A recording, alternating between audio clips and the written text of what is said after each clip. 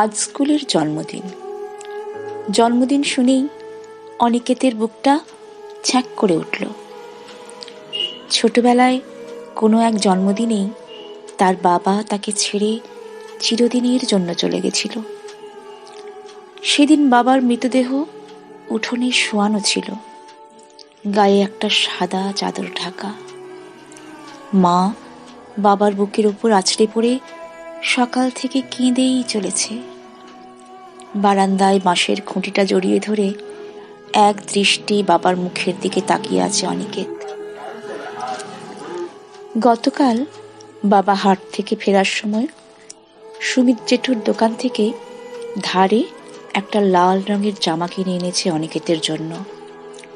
3 সপ্তাহে একটু একটু করে ঋণ শোধ করবে বলে।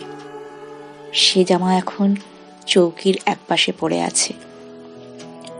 অনিকেতের জন্মদিন বলে মা ভোরবেলা ইন্দুমাসির বাড়ি থেকে 1 সের দুধ এনে রেখেছিল পায়েস করবে বলে।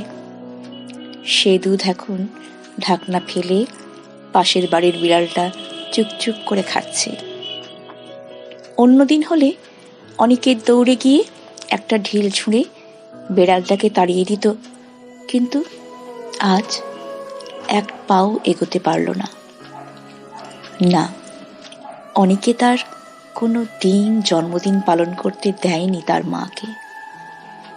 তাই আজ স্কুলের জন্মদিন শুনেই আবারও মনটা কেমন করে উঠল অনিকেতের। শিক্ষক মহাশয়ের কথায় ভুল ভাঙল অনিকেতের। শিক্ষক মহাশয় বোঝালেন, বাবার মৃত্যুটা একটা দুর্ঘটনা, খুবই দুঃখের।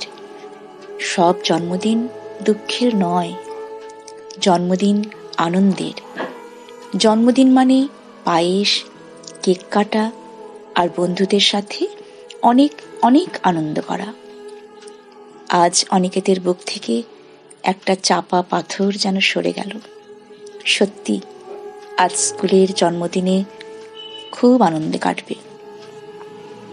ফের বাবার মুখটা মনে পড়ে গেল অনিকেতের। 2 চোখ ঝাপসা হয়ে জলের ধারা নেমে গেল দুগাল বেয়ে। তখনই বন্ধুদের কণ্ঠস্বর শুনতে পেল, হ্যাপি বার্থডে টু